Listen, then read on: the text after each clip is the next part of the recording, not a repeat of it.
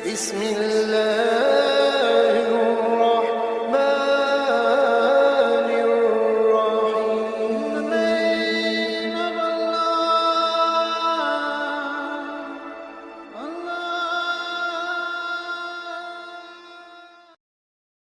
الرحمن الرحیم.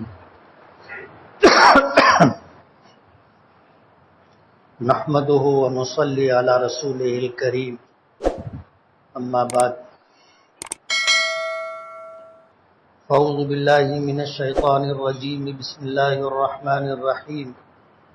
یا ایہا الذین آمنوا اطیعوا اللہ واطیعوا الرسول واولی الامر منکم فَإِن تَنَازَعْتُمْ فِي شَيْءٍ فَرُدُّوهُ إِلَى اللَّهِ وَالرَّسُولِ إِن كُنتُمْ تُؤْمِنُونَ بِاللَّهِ وَالْيَوْمِ الْآخِرِ. صدق اللہ العظیم. بزرگان محترم اور عزیز دوستو، یہ دنیا جب سے بنی ہے اور بنی نوع انسان کو اللہ پاک نے وجود عطا کیا، اس زمانے سے لے کر آج تک اور آج کے بعد قیامت تک حق اور باطل کی آویزش رہے گی، مقابلہ آرائی رہے گی. کسی نے کہا ہے کہ ستیزہ کار رہا ہے ازل سے تا امروز، چراغ مصطفی سے شرار بولہبی، کہ روز اول سے لے کر آج تک اور آج کے بعد قیامت تک سرکار دو عالم صلی اللہ علیہ وسلم جو دین، جو شریعت اور حق کی روشنی لے کر کے آئے ہیں، اس کا مقابلہ ابو جہل، ابو لہب جیسے لوگوں کی تحریک سے ہوتا رہے گا. حق کو مٹانے کی ہر زمانے میں کوشش کی جاتی رہی، آج بھی کوشش کی جا رہی ہے اور قیامت تک یہ سلسلہ جاری رہے گا. اس وقت ہم لوگ جن حالات سے گزر رہے ہیں، بظاہر حالات ناگفتہ بے ہیں. جتنی گہرائی میں اور جتنی تفصیل سے اس کو دیکھا جائے اور بتایا جائے، عام لوگوں میں ڈر اور خوف کا ماحول پیدا ہوتا ہے. ماضی میں بھی حالات رہے، کم رہے زیادہ رہے، اس سے انکار نہیں، رہے حالات اور رہیں گے. لیکن آج جس منظم طریقے سے ہم اپنے ملک میں ہوں یا دوسرے ملکوں میں دیکھیں تو اسلام اور مسلمانوں کے ساتھ جو حالات ہیں، جو سازش، جو پلاننگ کی جا رہی ہے، اس سے اندازہ یہ ہوتا ہے کہ دنیا بھر کی باطل طاقتیں متحد ہو کر کے اسلام کے چراغ کو بے نور کرنا چاہتی. دکھ اور افسوس کی بات یہ ہے کہ ہمیں اس کا احساس نہیں. آج جن کے پاس مذہب اور دھرم کے نام سے کوئی ایسی پختہ چیز نہیں ہے جس کو وہ لوگوں کے سامنے طاقت کے ساتھ پیش کر سکے، جن کے مذہب کی کوئی بنیاد نہیں ہے، آج وہ لوگ مذہب کے نام پر جو کچھ کر رہے ہیں اور کروا رہے ہیں آپ کو پتہ ہے. ہم جس ملک میں رہتے ہیں، اس ملک کا دستور جو ہے جمہوری ہے، اس کی بنیاد سیکولرزم پر ہے. یہاں جو بھی حکومتیں بنیں گی، ان حکومتوں کے لیے یہ دستور اور سنویدھان اور قانون ہے کہ وہ غیر مذہبی حکومت ہوگی. اور سرکار کسی کی بھی ہو، سرکار کا اپنا کوئی دھرم، کوئی مذہب نہیں ہوگا. یہ ہمارے ملک کا قانون کہتا ہے. لیکن آج آپ دیکھو، آج سے نہیں 1992 سے آپ دیکھو، آج جو حکومت ہے، یہ اس سے پہلے جو حکومتیں تھیں، وہ بابری مسجد کو شہید کیا گیا تو اس میں سرکار کا بہت بڑا حصہ تھا. یہی وجہ ہے کہ اس وقت کی جو سرکار تھی، یو پی سے اس کو ایسا نکالا دیا گیا کہ اس کی حیثیت زیرو ہو گئی. آج اس کے احیاء کے لیے پلان بنائے جا رہے ہیں. ملک کے ایک کونے سے لے کر دوسرے کونے تک जोड़ने के नाम पर लोग पैदल चल रहे। आज फिर वो सिलसिला शुरू होगा कि एक दूसरे कोने से तीसरे कोने से लेके चौथे कोने तक जाने की बात हो रही है। देखना ये चाहिए कि बरसरे इख्तिदार लोगों का उनकी क्या जिम्मेदारी बनती है। आज की ही सरकार का रोना नहीं है। आने वाले दिनों में राम मंदिर का जो है इफ्तिताह होने जा रहा है। पूरे मुल्क में एक इज़्तिराबी कैफियत है, बेचैनी है। हमारे अकाबिरीन और बुजुर्गों की तरफ से ये बात कही जा रही है कि इन हालात के अंदर सफर करना, अपना मकान छोड़कर कहीं जाना लोगों के लिए तशवीश का बाइस है। और ये सब कुछ सरकारी सरपरस्ती में हो रहा है। अभी 2-4 दिनों की जो खबरें आपने देखी या सुनी होंगी कि हिंदू धर्म के जो शंकर आचार्य है वो भी इसकी मुखालफत कर रहे हैं। उनका भी ये मानना है और उनका भी ये कहना है कि ये सब जो है सिर्फ राजनीति के लिए हो रहा है, इसका धर्म से कोई ताल्लुक नहीं है। लेकिन जाहिर बात है कि 1992 के अंदर जो सरकार थी उसने अपनी सरपरस्ती के अंदर ये सब कुछ किया और करवाया था और इनके लिए मैदान साफ करके दिया था। अगर बाबरी मस्जिद होती तो वहां राम मंदिर तामीर नहीं होता, ये मानना है हमारा। लेकिन आपने बाबरी मस्जिद शहीद कर दी और उस जगह से मस्जिद का नामो निशान मिटा दिया तो वहां दूसरी तामीर आसान हो गई। तो हुकूमत किसी की भी रही हो, मुझे किसी की हुकूमत पर, किसी सियासी पार्टी पर टीका नहीं करना है। मैं हालात आपको बता रहा हूं कि इस मुल्क में हुकूमत किसी की भी रही हो, वो कभी मुसलमानों की और इस्लाम की हमदर्द और खैरखा नहीं रही। आज एनआरसी के नाम पर, सीएए के नाम पर, हुकूमती सतह पर जो बात की जा रही है कि इस मुल्क में एनआरसी लागू किया जाएगा और सीएए का कानून हर हाल में नाफिज होगा, और ये बात हुकूमती सतह पर पूरी ताकत के साथ की जा रही। कल क्या होने वाला है हमें नहीं मालूम। हो सकता है कि ये आने वाले 2024 के इलेक्शन के लिए एक हथकंडा हो, और ये भी हो सकता है कि वो वाकई ये काम करना चाहते हो। आज लव जिहाद के नाम पर कहो, 3 तलाक के नाम पर कहो, जिस तरह हालात बनाए जा रहे हैं और जिस तरह की साजिशें रची जा रही हैं, ऐसे हालात में हमारी क्या जिम्मेदारी बनती, हमें क्या करना चाहिए? होना तो ये चाहिए था कि हम मजहब के नाम पर मुत्तहिद हो जाते। आज अगर दूसरी कौमें जिनके पास मजहब बराए नाम है, जिस मजहब को वो मानते हैं उस मजहब की मालूमात उनके पास 0 है, 0 है, वो सिर्फ जो देखते हैं करते हुए वो करते, उनके पास धर्म नाम की कोई चीज नहीं है।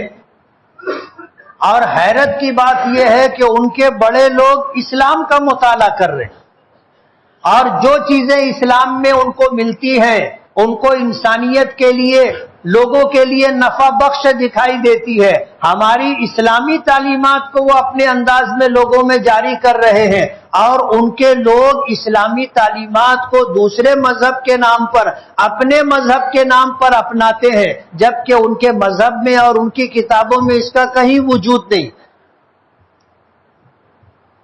उनके जो स्पीकर होते हैं वो लोग कुरान और हदीस का मुताला करते, वो लोग मुसलमानों की जो अच्छे मुसन्निफीन हैं, राइटर हैं, उनकी किताबें पढ़ते हैं, और वही सब कुछ वो अपने भाषण में, अपनी तकरीरों में, अपनी स्पीच के अंदर देते हैं, और लोग उसको सुन करके उसको अपनाते हैं और दुनिया में तरक्की कर रहे हैं। हमारे लिए मुसीबत यह है کہ ہمارے پاس قرآن بھی ہے، ہمارے پاس حدیثیں بھی ہیں، ہمارے پاس علماء کرام بھی ہیں، لیکن ہم نہ قرآن پڑھنے کے لیے تیار ہے، نہ اس پر عمل کرنے کے لیے آمادہ ہے۔ یہی حال سرکار دو عالم صلی اللہ علیہ وسلم کے ارشادات کا ہے۔ آج حالات ایسے ہیں کہ ہم میں علماء کو بے وزن کیا جا رہا ہے، علماء کو بے وزن کیا جا رہا ہے تاکہ سماج اور اپنے آپ کو مسلمان سمجھنے والے ان کی بات نہ مانیں، ان کی بات نہ سنیں۔ یہ ایک گہری سازش اور پلاننگ ہے کہ مسلمانوں کو اپنے دینی قائدین، مسلمانوں کو اپنے علماء سے، مسلمانوں کو اپنے ائمہ سے دور کرنے کی کوشش کی جا رہی ہے۔ اور مصیبت یہ ہے کہ ہم لوگ بھی اپنے ائمہ اور علماء کا وہ اکرام و احترام نہیں کرتے جو کرنا چاہیے۔ مسجد کے اماموں کو لے لیں، ان کے ساتھ ذمہ داران کا کیا رویہ ہے، عام لوگوں کا کیا رویہ ہے، آپ کو پتہ ہے۔ ایک مسجد کے امام کو 8,000 10,000 مہینے کی تنخواہ ملتی ہے، ایک مدرس کو مدرسے میں پڑھانے پر 10,000 15,000 کی تنخواہ ملتی ہے۔ ظاہر بات ہے کہ جب معاشی طور پر وہ ایسے کمزور ہوں گے کہ اپنی ہر ضرورت کے لیے وہ پریشان رہیں گے، تو ایسے حالات کے اندر سماج میں ان کا کیا وزن رہے گا؟ آپ دوسرے مذاہب میں دیکھو، یہودی مذہب میں، عیسائی مذہب میں آپ دیکھو، ان کے علماء کو، ان کے پوپ کو اور ان کے جو مذہبی ذمہ دار ہوتے ہیں ان کو وہ مقام دیا گیا کہ سنیچر کو یہودی اپنے صومعہ میں جاتے ہیں، کرسچن اپنے چرچ میں جاتے ہیں اور اپنے پوپ اور پادری کے پاس گناہوں کا اعتراف کرتے ہیں اور وہ ان کے سر پر ہاتھ رکھ کر گناہوں کی معافی کا اعلان کرتا ہے۔ آپ دیکھو، انہوں نے اپنے علماء کو خدائی کا درجہ دیا۔ ظاہر بات ہے اللہ کی نافرمانی کرنے پر جو گناہ ہے اس کی معافی کا اختیار بھی اللہ رب العالمین کو ہے، انسانوں کو نہیں ہے۔ لیکن ان کے دھرم میں ایسا ہے کہ ان کے جو مذہبی ذمہ داران ہیں ان کو یہ اختیارات حاصل ہیں، ایسا ان کی عوام مانتی ہے، اور ہر ہفتہ پابندی سے جا کر کے ان کے سامنے اپنے گناہوں کا اقرار کرتے ہیں اور وہ ان کے گناہوں کی معافی کا اعلان کرتے۔ اور ہمارے یہاں علماء کی کیا حیثیت ہے سب کو معلوم ہے، میں زیادہ اس پر نہیں بولنا چاہتا، لیکن آج جو صورتحال ہے کہ ان حالات میں ہم مسلمانوں کو کیا کرنا چاہیے؟ ہونا یہ چاہیے تھا کہ ہم اپنے مذہب کی پاسداری کرتے، اپنے مذہب پر، اپنی شریعت پر پوری طرح عمل کرتے، لیکن ہم اپنی شریعت کی پاسداری کرنا یا اس کے احکامات پر عمل کرنا تو دور کی بات ہے، ہم دوسروں کے ساتھ مل کر کے برائیوں کو آگے لے جانے کی کوشش کر رہے۔ ہونا یہ چاہیے تھا کہ ہماری صفوں میں اتحاد پیدا ہوتا، ہم مل جل کر کے اس مصیبت سے نمٹنے کی کوشش کرتے کہ اگر دنیاوی طاقتیں، دیگر مذاہب کے لوگ اسلام کو ختم کرنا چاہتے ہیں، مسلمانوں کو ختم کرنا چاہتے ہیں، تو ہم مل جل کر کے اس کے سد باب کے لیے سر جوڑ کر کے بیٹھتے اور اس مصیبت کو روکنے کی کوشش کرتے۔ ہم میں اتحاد نہیں ہے۔ آج ہم میں ہر شخص اپنے ہی مسلمان لوگوں کی ٹانگ کھینچنے کے لیے تیار رہتا ہے۔ آپ کوئی بھی پروگرام لے کر کے آئیں، کوئی بھی پروگرام آپ لے کر کے آئیں، آپ کو مخالفت کرنے والے ہم ہی لوگوں میں سے مل جائیں گے اور اتنی شدت کے ساتھ مخالفت کریں گے کہ آپ کا پروگرام دھرا دھرایا رہ جائے گا۔ اور اسلامی احکامات کو آپ دیکھیں، نماز ہے، روزہ ہے، زکوٰۃ ہے، حج ہے، یہ اجتماعیت کا، اتحاد کا پیغام دیتے ہیں۔ امام بخاری رحمت اللہ علیہ نے، ان کا یہ موقف ہے، اگر آپ بستی میں رہتے ہو، آپ تنہا کسی مقام پر نہیں ہو، تو آپ کے لیے جماعت سے نماز پڑھنا واجب ہے. آپ اگر تنہا نماز پڑھو گے فرض ادا ہو جائے گا، لیکن ایک واجب چھوڑنے کے آپ گنہگار رہو گے. اور یہ صرف اجتماعیت اور اتحاد کے لیے کہ ہم میں اتحاد پیدا ہو. روزہ رمضان کا مہینہ متعین کیا گیا کہ جتنے بالغ مرد عورت ہیں سب روزہ رکھیں. یہ اختیار نہیں دیا گیا کہ جس کی جب مرضی ہو 30 روزے رکھ لے، محرم میں رکھ لے، کوئی سفر میں رکھ لے، کوئی ربیع الاول میں رکھ لے، کوئی رجب میں رکھ لے، کوئی شعبان میں رکھ لے. یہ اختیار نہیں دیا گیا، مہینہ متعین کیا گیا اور ہر بالغ مرد و عورت کے لیے روزہ رکھنا فرض قرار دیا گیا. اجتماعیت اور اتحاد کے لیے ایک ماحول دکھنا چاہیے. حج کے لیے آپ دیکھو، ایک دن، ایک مقام، ایک عمل، ایک ہیئت، ایک آواز متعین. آدمی حج کے لیے جائے، حج کے دن متعین ہے، ذی الحجہ کی 8، 9، 10، 11، 12 5 دن متعین ہے. ہیئت متعین ہے کہ آپ جو کپڑا پہننا چاہے نہیں پہن سکتے، آپ کو احرام میں رہنا ہوگا. آواز، نعرہ متعین کیا گیا کہ آپ کا ایک ہی نعرہ ہے، لبیک اللہم لبیک.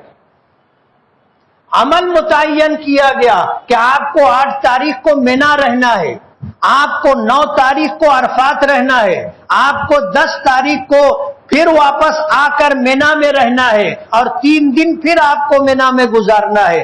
عمل متعین ہے، مقام متعین ہے، نعرہ متعین ہے، ہیئت متعین ہے.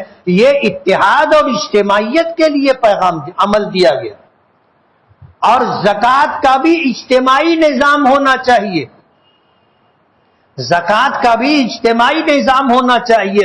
اگر اسلامی حکومت ہو تو آدمی اپنے طور پر زکوٰۃ تقسیم نہیں کر سکتا. وہ اس بات کا پابند ہے کہ اپنی زکوٰۃ بیت المال میں جمع کرے، اور حکومت وقت بیت المال کے اس سرمایے کو اجتماعی طور پر مستحقین پر تقسیم کرے. آج ہماری زکوٰۃ کا یہ حال ہے کہ ہندی کی چندی ہو جاتی ہے نا. ہماری زکوٰۃ، آپ کو زکوٰۃ کی اہمیت کا اندازہ نہیں ہے. معاشیات کے ماہرین کا یہ کہنا ہے کہ اسلام نے جو نظام زکوٰۃ بنایا ہے، اگر مسلمانوں کا یہ نظام زکوٰۃ صحیح طریقے سے نافذ ہو تو دنیا میں غربت کا خاتمہ ہو جائے گا. سب مالدار ہو جائیں گے ایسا نہیں ہے، لیکن جو محتاج ہیں، ضرورت مند ہیں، ان کی محتاجگی اور ضرورت ختم ہو جائے گی. اور یہی بات نبی کریم صلی اللہ علیہ وسلم نے فرمائی ہے کہ اگر میری امت اپنے مال کی پوری زکوٰۃ ادا کرنے لگے تو پھر مسلمانوں میں کوئی ننگا، کوئی بھوکا نہیں رہے گا. لیکن ہماری زکوٰۃ کا کوئی اجتماعی نظام نہیں، کوئی اجتماعی نظام نہیں. فقہاء نے زکوٰۃ کے احکامات کو قرآنی آیات اور نبی کریم صلی اللہ علیہ وسلم کے ارشادات کے پیش نظر مسائل کا استنباط کیا ہے. امام شافعی، امام احمد ابن حنبل، ان ائمہ کے نزدیک ایک شہر کی زکوٰۃ دوسرے شہر میں منتقل نہیں کی جا سکتی. ہم اپنے شہر کی زکوٰۃ اپنے یہاں جو مستحق اور ضرورت مند ہیں ان کو دینے کے پابند ہیں. اللہ کے نبی صلی اللہ علیہ وسلم کا ارشاد ہے کہ تُؤْخَذُ مِنْ أَغْنِيَائِهِمْ وَتُرَدُّ إِلَىٰ فُقَرَائِهِمْ، کہ ان کے مالداروں سے زکوٰۃ لی جائے گی اور ان کے ضرورت مند، محتاج اور فقیروں پر تقسیم کی جائے گی. مالداروں سے لی جائے گی اور ان کے غریبوں کی طرف لوٹائی جائے گی.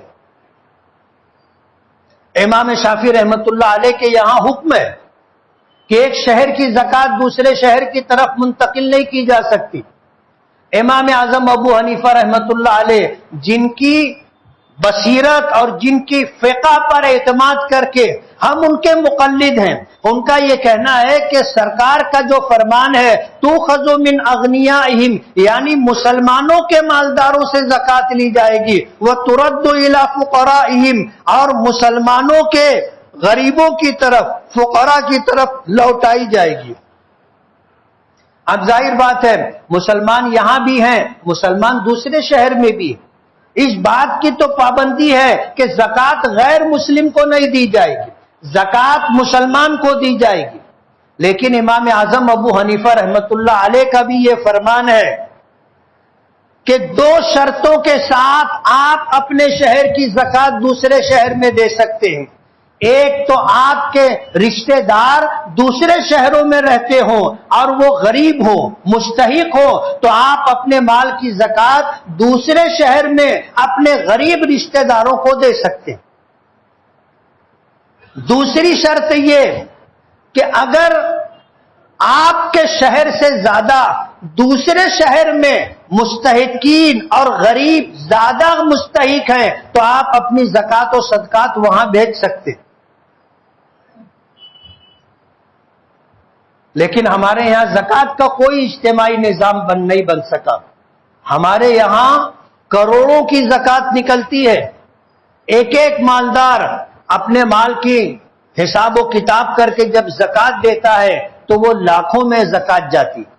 آپ سوچو ہمارا اپنا شہر اگر 100 آدمی ان پر 1-1 لاکھ روپیہ زکوٰۃ فرض ہوتی ہو تو 1 کروڑ روپیے کا سرمایہ بنتا ہے۔ اور یہ میں بہت چھوٹی گنتی یا تعداد آپ کو بتا رہا ہوں، ورنہ مالیگاؤں سے یہ سمجھ لو کہ 50 کروڑ روپیہ زکوٰۃ نکلتی ہے، لیکن کسی کا کوئی بھلا نہیں ہوتا، کوئی بھلا نہیں ہوتا۔ زکوٰۃ کی ہندی کی چندی ہو جاتی ہے، آدمی 10 روپیہ 20 روپیہ 50 روپیہ 100 روپیہ 200 500 ایسے چلر کر کے بانٹ دیتا ہے۔ زکوٰۃ کا کوئی اجتماعی نظام ہم لوگوں میں نہیں۔ زکوٰۃ کا ایک اجتماعی نظام بننا چاہیے۔ آج دوسری قوموں کو دیکھو، ان کے پاس زکوٰۃ کا اجتماعی نظام نہیں ہے، لیکن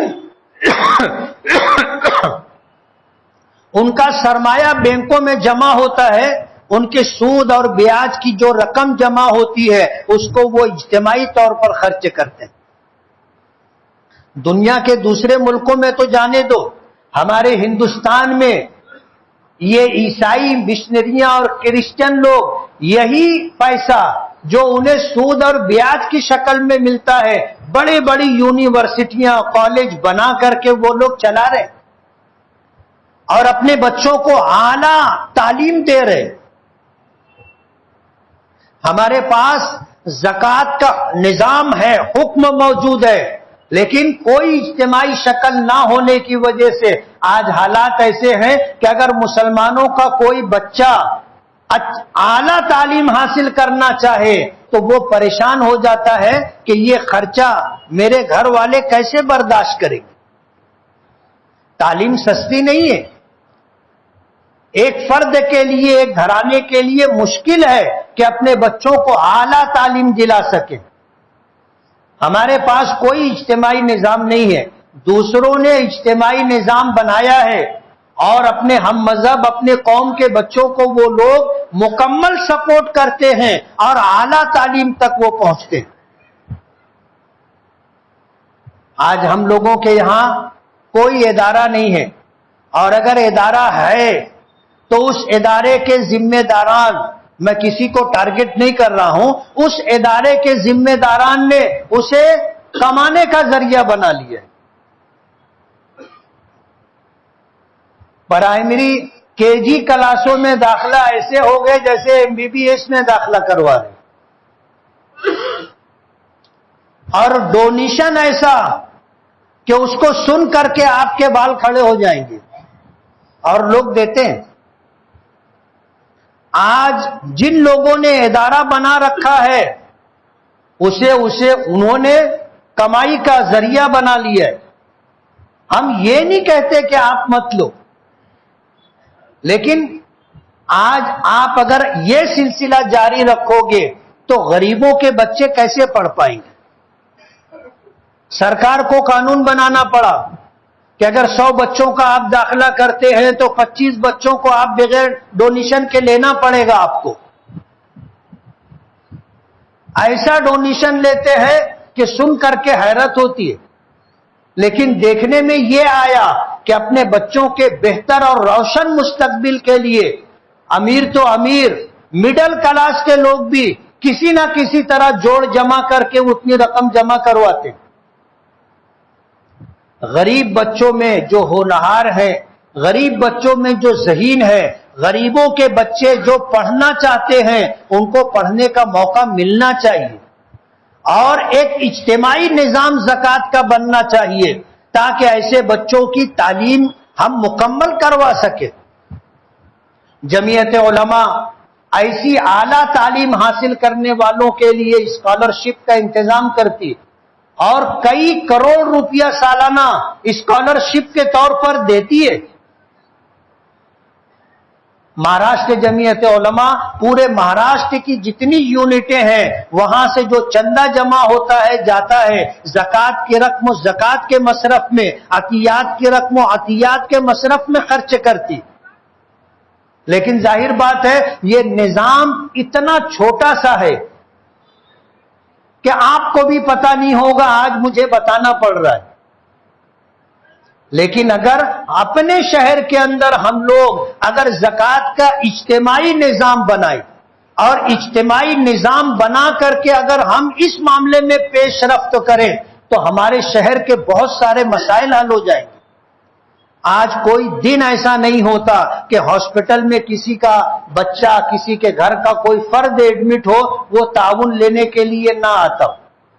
آپریشن ہو تو ہم پریشان ہو جاتے. غریب گھرانے کے لوگوں کو تو جانے دو، مڈل کلاس کے لوگوں کے لیے بھی ہاسپٹل کا خرچہ برداشت کرنا مشکل ہو گیا ہے. آج ہم لوگ جمعیت علماء کی طرف سے مالیگاؤں میں ہر مرض کے لیے ان کو سہولت ملے، S M B T hospital میں بات کر کے ہر ہفتہ 10 20 25 50 لوگوں کو بھیجتے ہیں اور S M B T hospital کے ذریعے سے فری میں ان کا علاج ہوتا ہے. کئی ونگر، یعنی یہ سمجھ لو کہ ہر منگل کو مشاورت چوک سے جمعیت علماء کے زیر اہتمام 2 3 5 7 ونگر میں مریض جاتے ہیں اور وہاں علاج و معالجہ ہوتا ہے، وہ واپس آتے فری میں علاج و معالجہ ہوتا ہے. ایسا نظام ہمیں اپنے شہر میں بنانا چاہیے اور بہت آسان ہے. ہم اگر اپنی زکوٰۃ کا اجتماعی نظام بنا لیں تو ہمارے شہر کے غریبوں کی ضرورت پوری ہو جائے گی، ان کی تعلیمی ضرورت پوری ہوگی، علاج و معالجے کی ضرورت پوری ہوگی، اور اگر آسمانی سلطانی کوئی مصیبت کوئی پریشانی آئے تو ان کی ضرورت پوری ہوگی. ان کو ادھر ادھر بھٹکنا نہیں پڑے گا، ذلیل نہیں ہونا پڑے گا کسی کے پاس جا کر مانگنے سے. اجتماعی نظام زکوٰۃ کا بننا چاہیے اور ہمارے شہر سے اتنی بڑی رقم زکوٰۃ کی نکلتی ہے جو ہمارے شہر کی ضرورت کے لیے کافی ہوگی. ہمارا ایمان ہے، اگر نبی کریم صلی اللہ علیہ وسلم کا یہ ارشاد موجود ہے اور ہے کہ آپ نے فرمایا کہ اگر مسلمان اپنے مال کی پوری زکوٰۃ ادا کرنے لگ جائے تو پھر مسلمانوں میں غریب نہیں ہوں گے. ایسے غریب جو نانے شبینہ کے محتاج ہو جائیں، ایسے غریب جن کے پاس تن ڈھانکنے کے لیے کپڑا نہ رہے، ایسے مریض جن کو علاج و معالجے کے لیے بھیک مانگنے کی نوبت آئے، ایسے لوگ رہیں گے نہیں. یہ خدائی نظام ہے، خدائی احکامات ہے. ہم اگر اپنے شہر کی زکوٰۃ کا اجتماعی نظام بنا لیں ہمارے شہر کی مصیبت دور ہو جائے گی. اور یہ ساری چیزیں اجتماعیت اور اتحاد پیدا کرنے کے لیے. لیکن دکھ کے ساتھ کہنا پڑتا ہے کہ ہم تھوڑے سے اپنے مفاد کے لیے امت کو بانٹنے کی کوشش کرتے. اسے خانوں میں بانٹا جاتا ہے، اسے پارٹیوں میں بانٹا جاتا ہے، اسے برادریوں میں بانٹا جاتا ہے، اسے مسلک میں بانٹا جاتا ہے. دکھ کی بات ہے ہمارے لیے، دکھ کی بات ہے. اور ہم اپنے موہوم مفاد کے لیے، یعنی ہم ایسا سمجھتے ہیں کہ ایسا کر لیں گے تو ہمارا یہ فائدہ ہوگا، اور فائدہ ہوگا ایسا کوئی یقینی نہیں ہے. ایک موہوم امید ہوتی ہے کہ اگر ہم ایسا کریں گے تو ہمارا فائدہ ہوگا، بجائے اتحاد کے ہم لوگ برادریوں میں، ہم لوگ مسلک میں، ہم لوگ علاقائی اعتبار سے، زبان کے اعتبار سے ہم لوگ تقسیم اپنے بٹ گئے ہیں اور ایک دوسرے کی ٹانگ کھینچنے کے لیے تیار رہتے۔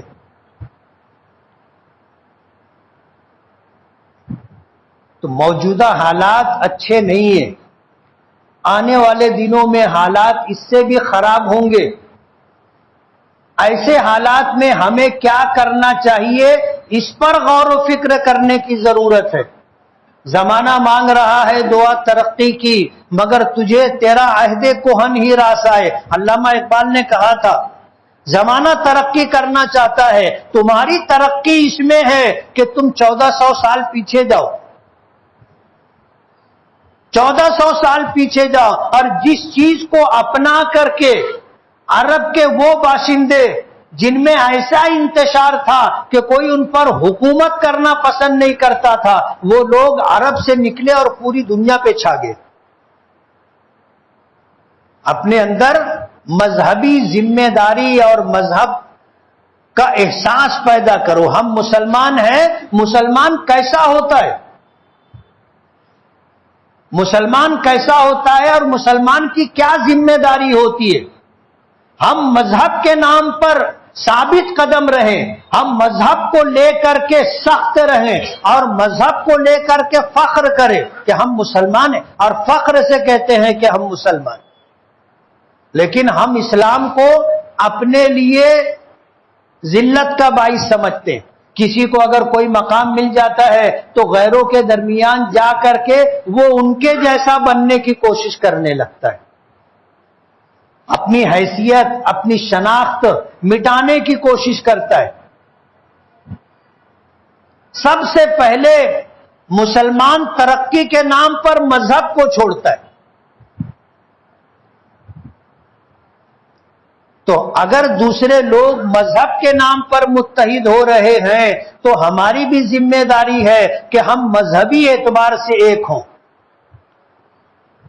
اور فخر سے کہیں کہ ہم مسلمان ہیں، اور اپنی زندگی اسلامی احکامات کے مطابق گزارے۔ ہم کوشش کریں اس بات کی کہ ہماری صفوں میں اتحاد ہو۔ اگر کوئی قوم و ملت کے لیے کوئی بھلا کام کر رہا ہے، ہم سب مل کر کے اس کا ساتھ دیں۔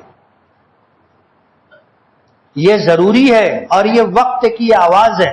اگر ہم نے اس کو نہیں سنا تو ہم بھی پچھتائیں گے اور ہماری آنے والی نسلیں ہم پر لعنت بھیجیں گی۔ مذہبی اعتبار سے ہم ثابت قدم رہیں اور اپنی صفوں میں اتحاد اور اتفاق پیدا کریں۔ جو لوگ ہمیں بانٹنے کی بات کرتے ہیں، یہ سمجھ لیجئے کہ وہ ہمارے دوست، ہمارے خیرخواہ نہیں ہے، وہ ہمارے دشمن ہے۔ وہ ہمیں بھی اور ہماری آنے والی نسلوں کو بھی تباہ و برباد کرنا چاہتے ہیں۔ ضرورت اس بات کی ہے کہ ہم میں مذہبی بیداری، مذہبی استحکام کے ساتھ ساتھ اپنی صفوں میں اتحاد اور اتفاق پیدا کرنا ہوگا۔ آنے والے دنوں میں جو مصائب اور پریشانیاں آنے والی ہیں، ہم ان کا کس طرح مقابلہ کر سکتے ہیں، اس بارے میں ہمیں غور و فکر کرنا ہوگا اور ہر شخص کو اپنی ذمہ داری پوری کرنی ہوگی۔ اپنی جگہ ہم بالکل مطمئن ہیں تو یہ نہیں ہے کہ ہم مطمئن ہیں تو آنے والی مصیبت رک جائے گی۔ آنکھ بند کر لینے سے طوفان رکتا نہیں ہے۔ طوفان اگر آ رہا ہے تو آئے گا۔ آپ اگر آنکھ بند کر لیں گے اور سمجھیں گے طوفان رک جائے گا تو یہ بے وقوفی ہے۔ ہمیں آنکھ کھول کر کے آنے والی مصیبتوں کا مقابلہ کرنے کے لیے اپنے آپ کو تیار رکھنا ہوگا اور ہم میں ہر شخص کو اپنی ذمہ داری پوری کرنی ہوگی۔ آج تو حالات ایسے ہیں کہ اپنی ذمہ داری سے زیادہ کام کرنے کی ضرورت ہے۔ مایوسی نہیں ہے ہمارے یہاں، مایوسی نہیں ہے ہمارا، تو یہ احساس ہے کہ السعی منی والاتمام من اللہ، کوشش کرنا میرا کام، کوشش کرنا ہمارا کام ہے، کرنے والی ذات اللہ کی ہے، کرنے والی ذات اللہ کی ہے، سب کچھ وہ کرتا ہے، لیکن سبب کے درجے میں ہم سے جو ہو سکتا ہے ہمیں کرنا ہے، اور ہم کریں گے انشاءاللہ اللہ ہماری مدد کرے گا۔ تو آخر دعوانا ان الحمدللہ رب العالمین۔